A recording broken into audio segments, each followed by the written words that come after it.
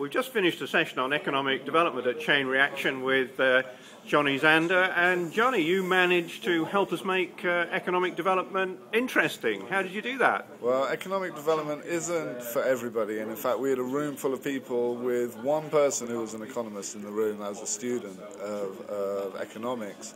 And so none of us are experts, so the way we approached it was looking from the point of view of what is important to us, and that's around having employers that are inspiring and engaging and making a difference into the local community, around looking at jobs and prosperity and creating opportunities for people. And when you look at it from that perspective, everybody can engage with economics.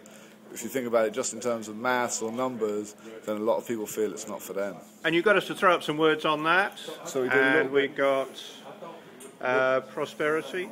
We got prosperity, we got jobs, we got GDP and investment and numbers. We've also got reducing poverty and the cuts and foreign aid, and it's about people. So and not boring. And not boring or boring. It may be not the thing that's most interesting to people, but actually it's one of the areas, particularly in the third sector, where we don't think we're very good at it, and we need to get better at it, because without the economics, we're not able to do the things that really matter to us, which is create jobs, help people, make our communities better. And then we looked at some inspiring enterprises, and I think we've got a mix of local enterprises, but Canary Wharf and O2 and Docklands Light Railway all got good marks as well. Yeah, all sorts of different enterprises of different sizes and scales, and what we were looking at is what are the qualities of those enterprises that make them inspiring as businesses.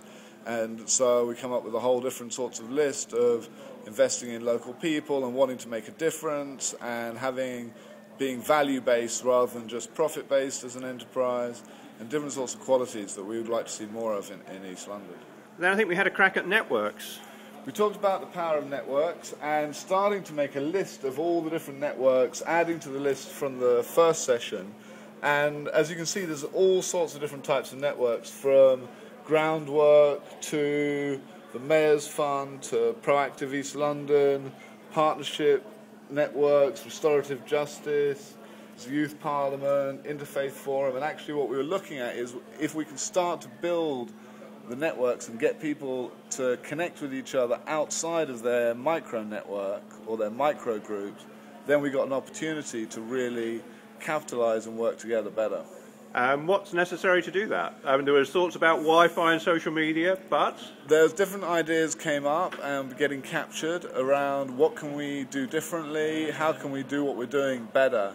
And in terms of networks, and one of the themes that's come out from the two sessions is around actually getting the knowledge out there of what is currently going on. So people don't know that a lot of the things that are going on are actually happening, either in their area, whether it's their local community or the wider community. And so we need to work much harder and get much better at actually getting the message out of what's happening and what the opportunities are.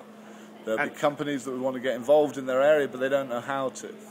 And I mean, I threw in that I think that involves a lot of network weaving, and it's back to people again. It is. It's all about human beings. For me, I think social media and the internet provides a great opportunity, but it's actually about human beings is what builds our communities. On the ground, East London is about people, and what we need is people with the skills to be able to connect across different types of groups, different organisations, different beliefs, and to bridge between them. And those sorts of skills need to be fostered and developed, and it could be being led by young people, it could be being led by old people. It's about actually who can bring people together in events like this at Chain Reaction. It shouldn't be once a year, as I think it was you or one of the people in the group said. We need much more events that bring people who are different from each other, from different sectors, together to meet.